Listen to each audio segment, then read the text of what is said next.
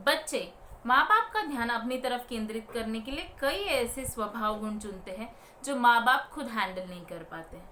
नमस्कार दोस्तों, मैं हूँ doctor Rashita Nandgaonkar, Alkanand homeo care clinic के संस्थापक, होम्योपैथिक सलाहकार, मनोवैज्ञानिक चिकित्सक और अंतर्राष्ट्रीय करियर कोच, और आप देख रहे हैं मेरा यूट्यूब चैनल अलकानंद क्लिनिक। आज मैं बात करने वाली हूँ कि कैसे एक अटेंशन सीकिंग चाइल्ड को हम हैंडल कर सकते हैं, कैसे एक अटेंशन सीकिंग चाइल्ड के साथ बिहेव करना चाहिए जिससे वो एक कोई भी extraordinary uncontrol behaviour adept ना करे। तो मेरे साथ अंत तक बने रहिए, और अगर आपने मेरा चैनल सब्सक्राइब ना किया हो तो नोटिफिकेशन ऑन कीजिए और अभी सब्सक्राइब कीजिए। सबसे पहले तो ये जानने की ज़रूरत है कि अटेंशन कितने प्रकार का होता है। तो अटेंशन बेसिकली 3 प्रकारों का होता है। फर्स्ट होता है फिजिकल अटेंशन, दूसरा होता है विजुअल अटेंशन और थर्ड होता है वर्बल अटेंशन। तो फिजिकल अटेंशन मतलब होता है कि जब आपका बच्चा कोई बिहेवियर कर रहा है और आप वहाँ पे प्रेजेंट हैं, आप उसे ध्यान से आइदर देख रहे, कर रहे या उसमें पार्टिसिपेट कर रहे हैं, तो वो होता है फिजिकल अटेंशन। दूसरा होता है विजुअल अटेंशन, मतलब कि बच्चा कुछ दूर कर रहा है और आप सिर्फ दूर से देख रहे हैं। ज़्यादातर लोग इससे ही अटेंशन समझते हैं, और अगर बच्चा कुछ कर रहा है उसे ना देखना मतलब इग्नोरेंस मानते हैं। और थर्ड, जो बहुत ही महत्वपूर्ण और जो महिलाओं से ज़्यादातर मिस हो जाता है, ऐसा टाइप ऑफ अटेंशन है वर्बल अटेंशन। जो महिलाएं होती है उन्हें बात करने की इतनी आदत होती है कि वो भले ही अपने बच्चे की तरफ देख नहीं रही रहती है, लेकिन इंस्ट्रक्ट तो हमेशा कर रही है। इसे कितना समझाओ तो फिर भी ये सुनता नहीं है, तुझे क्या ज़रूरत है वहाँ जाने की, ला ब्ला ब्ला ब्ला ब्ला, उनका चलता ही रहता है। ये वर्बल अटेंशन अगर आप बच्चे को दे रहे हैं तो आपका बच्चा समझ रहा है कि आप उसके तरफ अटेंटिव है, भले ही आप उसकी तरफ देख नहीं रहे हैं, वहाँ फिजिकली प्रेजेंट नहीं है, और आपका एक कंटिन्यूस बड़ बड़ बड़ अगर चल रहा है तो आपका बच्चा फिर भी वो एक्टिविटी करता रहेगा। इसलिए वर्बल अटेंशन बहुत ही इम्पॉर्टेंट रोल प्ले करता है in handling attention seeking child. So अब जब हम जानते हैं कि अटेंशन मतलब क्या क्या, तो हम सही तरह से जान सकते हैं कि इग्नोरेंस मतलब क्या हो सकता है।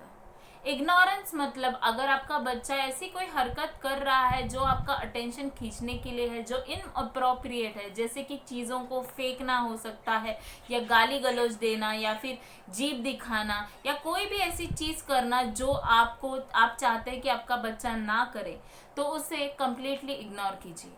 और इग्नोर मतलब आपको उसको विजुअली, आपको उसको वर्बली और फिजिकली इग्नोर करना है। सबसे बेस्ट तरीका है कि अगर आपका बच्चा सुन नहीं रहा है और वही चीज़ें कर रहा है आपकी कुछ बोलने के बाद, तो वहाँ से निकल जाइए।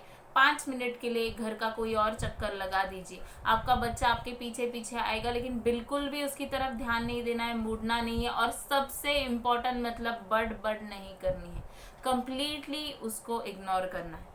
मैं जानती हूँ कि ये थोड़ा डिफ़िकल्ट है, लेकिन इम्पॉसिबल नहीं। अगर आप चाहते हैं कि आपका बच्चा सुधरे और ये अटेंशन सीकिंग बिहेवियर जो है वो चेंज हो, जो प्रॉब्लमेटिक बिहेवियर है बच्चों में वो चेंज हो, तो आपको ये करना बहुत ही ज़रूरी है।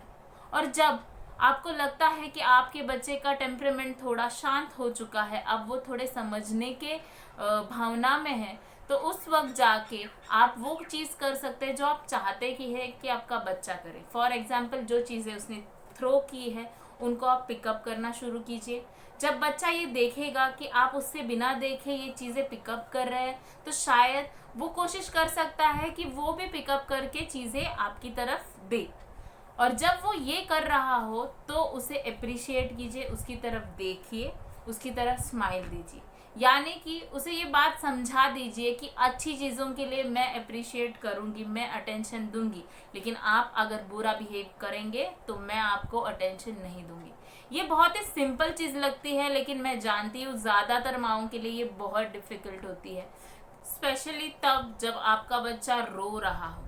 जब आपका बच्चा रो रहा है, आंसू निकालने की कोशिश कर रहा है, ठसका लगा रहा है, खुद को जानबूझ के गचके ले रहा है ताकि ऐसे दिखा सके कि मैं कितना रो रहा हूँ, मैं कितना बेचारा हूँ, कोई भी माँ को कंट्रोल करना डिफ़िकल्ट होता है।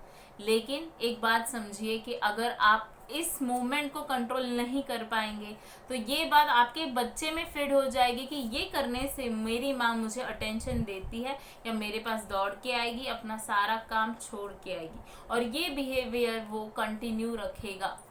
तो अगर आप आपके बच्चे को डिसिप्लिन बनाना चाहते हैं तो चॉइस आपका है। आपको ये बस एक बार करना है, 2 बार करना है, 3 बार करना है। उसके बाद एक बार आपके बच्चे के अंदर वो रजिस्टर हो जाए तो आपका बच्चा खुद ये बिहेवियर छोड़ देगा, क्योंकि उसे पता चल जाता है कि ये करने से उसे कोई हासिल नहीं होने वाला, माँ इस चीज़ से अटेंशन नहीं दे रही है। जब आप चाहते हैं कि अच्छी चीज़ें हो तो आपको उसे अच्छी चीज़ों पे अटेंशन देना है, उसकी तरफ स्माइल करना है, हक करना है, या you are my good boy या गुड गर्ल ये करके अप्रिशिएट करना है, ताकि वो चीज़ें करने के लिए बच्चा मोटिवेट रहे। याद रखिए, कुछ ऐसे बच्चे भी होते हैं जो अटेंशन के लिए इस हद तक चले जाते हैं कि वो सेल्फ हार्म करने लगते हैं। इसलिए ध्यान रखना है कि जब आपका बच्चा ऐसी कोई अटेंशन सीकिंग बिहेवियर कर रहा है तो कोई भी शार्प ऑब्जेक्ट या कोई भी हार्मफुल ऑब्जेक्ट उसके पास ना हो। और अगर ऐसा इन केस वो खुद को हार्म कर लेता है, गिरा देता है, चोट लगवा लेता है, तो जाके उसके चोट को ठीक ज़रूर करना है, मलहम ज़रूर लगाना है, लेकिन उसको वो ध्यान नहीं देना है। उसके आंखों में आंखें डाल के वो जो एक मासूमियत वो क्रिएट करके बैठा होता है उसको अप्रिशिएट नहीं करना है। जैसे ही आप वो आंखों में आंखें डाल के बच्चे को ये महसूस करवाएंगे कि मैं हूँ, वैसे ही बच्चा ये बिहेवियर रिपीट करते जाएगा। इसलिए आपको जाके बच्चे की तरफ ध्यान ज़रूर देना है कि उसे अगर चोट लगी है तो उसे दवा लगा दी जाए या कुछ, लेकिन उतना करके छोड़ देना है। उससे बात तभी करनी है जब वो एक नॉर्मल टेम्परामेंट पे आ जाए। अपने बच्चे को कोई भी चीज़ अगर वो ठीक से नहीं पूछता है, चिल्ला के पूछता है या रो के पूछता है, तो उसे कोशिश कीजिए कि बोले कि आप उसे अच्छी तरह से भी कह सकते हैं। आप जब ये अच्छी तरह से कहेंगे तभी आपको मिलेगा। जब ये डिसिप्लिन आप अपने बच्चों में ढाल देंगे तो ऑफ कोर्स आपके बच्चे का ये अटेंशन सीकिंग जो बिहेवियर है वो अपने आप कम हो जाएगा। मैं आशा करती हूँ कि आज का ये वीडियो आपके लिए उपयुक्त रहा हो। अगर हाँ तो मुझे नीचे कमेंट बॉक्स में ज़रूर बताइएगा। अपने बच्चों से जुड़ी किसी भी समस्या के बारे में या किसी भी तरह की कंसल्टेशन के लिए आप मुझे नीचे दिए गए नंबर पर संपर्क ज़रूर कर सकते हैं। मैं अगले हफ्ते फिर मिलूंगी एक नए टॉपिक के साथ। तब तक अपने बच्चों के साथ खुश रहें। मेरे चैनल को लाइक, शेयर और सब्सक्राइब करना ना भूलें। और अंत तक देखने के लिए शुक्रिया।